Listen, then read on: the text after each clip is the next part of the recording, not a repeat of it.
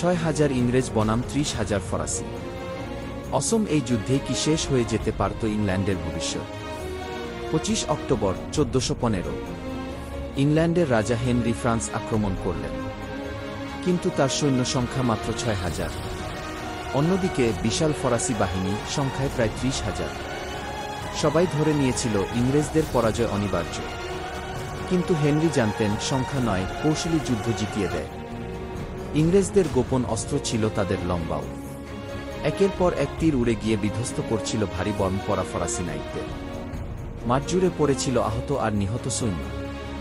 ফরাসি নাইটরা তাদের ভারী বর্ম নিয়ে কর্দমাক্ত মাটিতে এগিয়ে যাচ্ছিল, কিন্তু আচমকা তারা থমকে গেল। ঘোড়াগুলো পিছলে পড়তে লাগল, সৈন্যরা মাটিতে আটকে যেতে লাগল।